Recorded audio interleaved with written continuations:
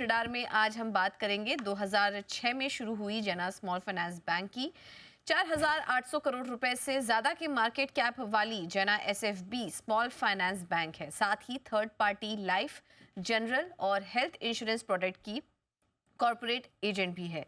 नतीजों पर बात करें तो सितंबर तिमाही में ब्याज से आय में 13% की बढ़त हुई, करीब 600 करोड़ रुपए की आई आई है एनआईए।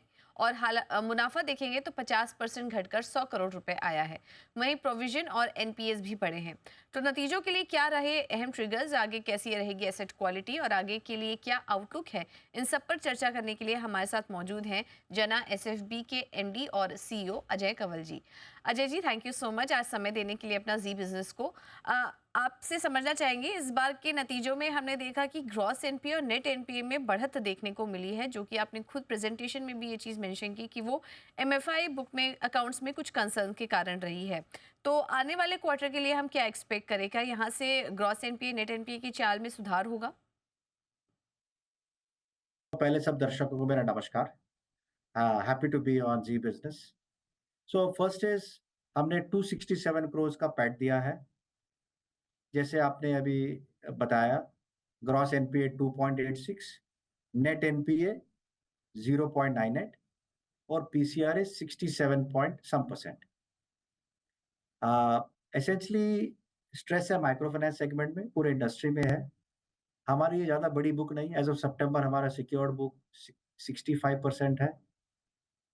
हमारा एमएफआई और अनसिक्योर्ड बुक मिला के 35% है। सो हम इसी इंडस्ट्री में थोड़ा इम्पैक्ट तो आना ही था, तो इम्पैक्ट आ गया है। मेरे हिसाब से पीक Q2 पे निकल गया है। अब Q3 में इम्प्रूवमेंट आएगा, Q4 में और ज़्यादा इम्प्रूवमेंट आएगा। सो मैं दो चीज़ें जी। बताता हूँ। एक, एनपीए, ग्रॉस एनपीए में इम्प्रूवमेंट आना चाहिए। दूसरा, अनसिक्योर्ड बुक में नेगेटिव ग्रोथ है, तो उससे क्या होता है, हमारा जो इंटरेस्ट इनकम है वो थोड़ा कम हो गया है, क्योंकि वो बुक ही नेगेटिव ग्रो हुई है। तो उसपे यील्ड जो है अच्छी होती है, तो रेवेन्यू थोड़ा कम हो गया। वो रेवेन्यू भी अब Q2 में इससे अच्छा हो जाएगा। तो वन शुड एक्सपेक्ट कि Q2, सॉरी रादर H2 के रिजल्ट्स बेटर आएंगे। हम्म। अजय जी, आपने कहा कि सिक्योर्ड बुक में तो आप काफ़ी हेल्दी ग्रोथ देख रहे हैं, लेकिन अनसिक्योर्ड लोन में आपको दिक्कत है, जो कि इस बार बाकी के जो अभी तक बैंक्स के नतीजे आए उसमें भी ये चीज़ दिखाई दी है। क्या कोई पर्टिकुलर स्पेस सेगमेंट जहां पर कि आपको कुछ कंसर्न्स नजर आ रहे हैं? अभी हमारा जो अफोर्डेबल हाउसिंग और माइक्रो लैब बुक है वो 10,000 करोड़ क्रॉस कर गया है। टोटल बैंक की बुक है 17,250, 17,250 ऑड करोड़, सारा सिक्योर्ड है। अनसिक्योर्ड रह गया 9,300। सो यस, हम ज्यादा करके सिक्योर्ड का ग्रोथ रेट अगर आप देखिएगा फर्स्ट हाफ में 16% है। 16% growth of secured assets. Unsecured में -7 है। तो हमारा बायस बहुत क्लियर पहले से रहा है कि हमें सिक्योर्ड ग्रो करना है, और हम सिक्योर्ड ही ग्रो करते जा रहे हैं। विद इन सिक्योर्ड बायस होगा अफोर्डेबल हाउसिंग, जो हमारा सबसे बड़ा बुक है, करीबन 5,200 कुछ 50 करोड़ ऑड है। और माइक्रो लैब जो 5,100 करोड़ है। उसके बाद है एमएसएमई सप्लाई चेन जो करीबन 3,500-600 करोड़ है। तो ये हमारे तीन प्राइमरी बिजनेस है, यही फोकस रहेगा, यहीं से ग्रोथ आएगी। सी जना का ओरिजिन है एक, 2008 से हम एमएफआई हैं। सो हमारे एनबीए एमएफआई का बहुत ही लंबा और लॉन्ग स्टैंडिंग हिस्ट्री है। पर हम देख रहे हैं कि ये business as every time passes goes through a cyclical pattern. इसलिए हमने ये बुक को ग्रो नहीं किया जब से बैंक बने हैं। अगर आप देखिएगा, हमने जब बैंक शुरू किया 2018 में, तो ये बुक थी 8,000 करोड़। आज ये बुक सितंबर में 9,200 करोड़ है। सो अगर आप कंपाउंडेड ग्रोथ रेट लेंगे 6.5 साल का, तो 1 से 2% के बीच में आएगा। तो ये बुक को हमने ज़्यादा ग्रो नहीं किया, क्योंकि इसमें मल्टीपल टाइम स्ट्रेस आता है और वो फिर सबका काम बढ़ा देता है। सो हमारा ये स्ट्रैटेजी रहेगा कि unsecured micro finance slowly grow कीजिए सिंगल डिजिट में। सिक्योर्ड तो चल ही रहा है। अगर आप एंटायर पीरियड देखेंगे 2021 से लेके 2024 तक, मतलब सितंबर तक, तो 30% प्लस ग्रोथ रेट रहा है सिक्योर्ड का। वो चलते रहेगा। अच्छी डिमांड भी है अफोर्डेबल हाउसिंग की, माइक्रो लैब की, तो उसमें कोई चैलेंज नहीं।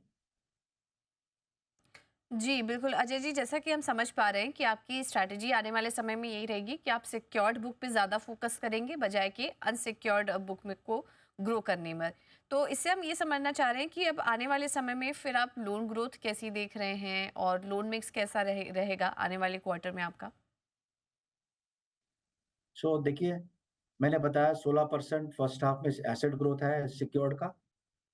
Normally second half first half से हमेशा अच्छा होता है, क्योंकि क्वार्टर फोर तो बेस्ट क्वार्टर होता है सब बैंक्स का। Q3 तो Q2 से बेटर होता है। सो मेरे हिसाब से सिक्योर्ड जो है 16% जो फर्स्ट हाफ का ग्रोथ है, उससे बेटर रहना चाहिए। अनसिक्योर्ड -7 है, कुछ ज़्यादा ही हमने कंजर्वेटिवनेस दिखाया है फर्स्ट हाफ में।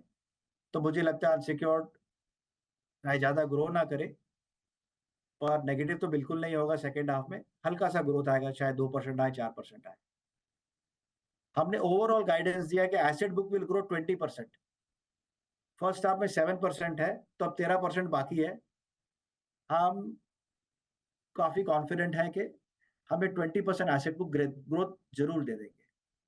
एंड वेरी इंपॉर्टेंटली, जैसे मैंने पहले मेंशन किया, इसका शेप सही रहेगा। ये सिक्योर्ड का ग्रोथ रेट ज़्यादा, अनसिक्योर्ड का ग्रोथ रेट बहुत कम, ताकि बैंक सिक्योर्ड बिज़नेस की तरफ हर साल की तरफ बढ़ता रहे। ये स्ट्रैटेजी पे हम पिछले साढ़े 4 से 6 साल से काम कर रहे हैं। डिपॉज़िट साइड में हमारा फर्स्ट हाफ का ग्रोथ रहा है 10%, जिसमें से टाइम डिपॉज़िट का 9% रहा है, कासा का 12, दोनों मिला के ग्रोथ है time deposit plus CASA is 10%। तो CASA is growing faster than time deposit and overall growth rate time of deposit business is at 10, which is much bigger than industry. हमने यहाँ भी गाइडेंस दी है कि हम 20% करेंगे और ये हम 20% कर देंगे फुल ईयर में। हमारा एक ही चैलेंज रहा है, जो हम एंटीसिपेट नहीं किए थे, कि जो माइक्रो फाइनेंस में स्ट्रेस आया है, वो थोड़ा डीप आया है, एलिवेटेड आया है। इससे हमारी क्रेडिट कॉस्ट बढ़ गई, हमारा अनसिक्योर्ड बुक जो है उसका ग्रोथ नेगेटिव हो गया।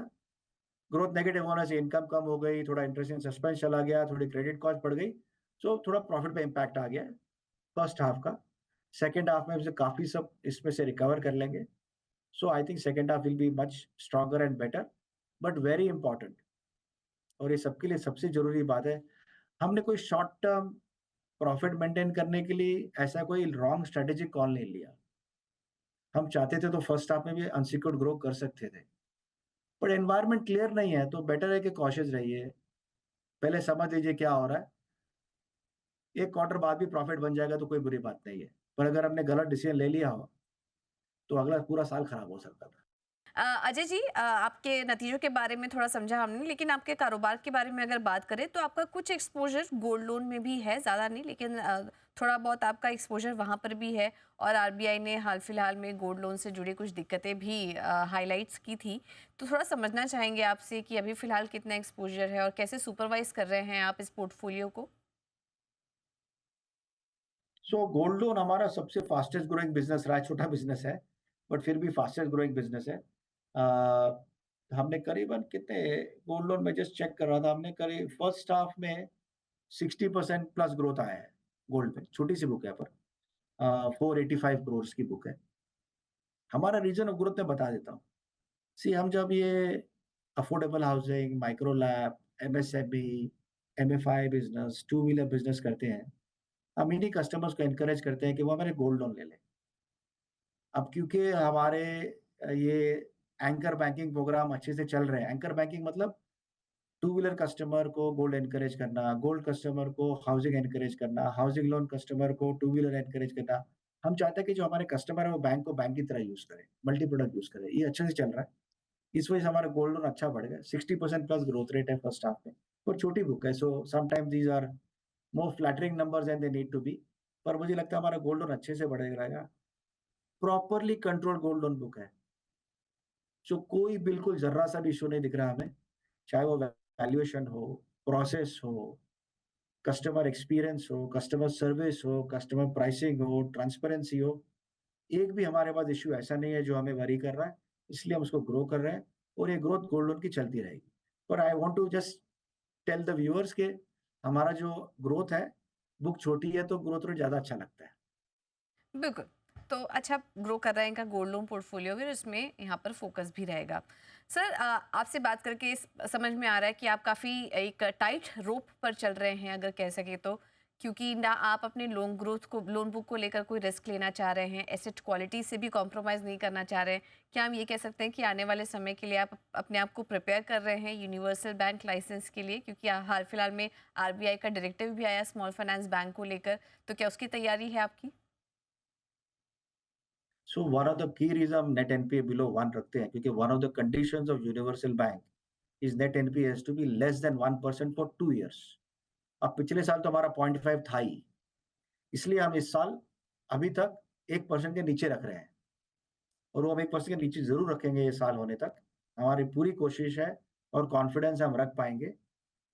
हमारा बेसिक होप है कि सब कुछ ठीक रहा तो इस साल के जो फुल ईयर के नंबर ऑडिट होंगे, उसके बाद हम आरबीआई को रिक्वेस्ट करेंगे कि वो हमें कंसीडर करे, क्योंकि हम एक जो नॉर्म रह गया हमारा net NPA should be less than 1% for 2 years, हम वो भी मीट कर लेंगे, तो हम ज़रूर चाहेंगे कि हम हमारी रिक्वेस्ट रेगुलेटर के पास ज़रूर लेके जाएँ। ठीक है, तो ये एक पॉजिटिव कमेंट्री यहाँ पर बैंक की तरफ से। सर अब एक आखिरी सवाल होगा आपसे, क्योंकि आप बैंकर हैं, इस मौके पर हमारे साथ जुड़े हैं। हाल फिलहाल में जो पॉलिसी आई उसमें आरबीआई ने अपना रुख बदल दिया, न्यूट्रल कर दिया। लेकिन ऐसे मौजूदा माहौल में क्या आपको लग रहा है कि आरबीआई जल्द ही रेट कट करने का निर्णय लेगी? जी, मुझे ऐसा लगता है न्यूट्रल स्टैंस करके डायरेक्शन क्लियर कर दिया है, और हमें तो डायरेक्शन से ही काम हो जाएगा। अब रेट कट 2 महीने बाद हो, 4 महीने बाद, उसमें तो स्पेकुलेट करना मुश्किल है, बिकॉज़ काफ़ी एक्सटर्नल फैक्टर्स हैं, चाहे इन्फ्लेशन है, जियोपॉलिटिक्स है, और सब तो सब कुछ देख नहीं सकते। पर आई थिंक एकदम rate increase and rate cuts, I think our regulators have a firm handle कि कैसे करना चाहिए। बहुत ही सोच समझ के, नाप-तोल के करते हैं, पर उन्हें न्यूट्रल करके एक हमें सिग्नल दे दिया कि what to expect in the future. अब वो फ्यूचर 2 महीने में हो, 4 महीने में, उससे मुझे मतलब उसमें हम ज़्यादा स्पेकुलेट करके फ़ायदा नहीं है, बिकॉज़ काफ़ी वेरिएबल्स हैं। But that is what I would think of. ठीक है, अजय जी बहुत-बहुत धन्यवाद आपका आज अपना कीमती समय हमें देने के लिए, और आने वाली तिमाही के लिए भी बहुत-बहुत शुभकामनाएँ आपको।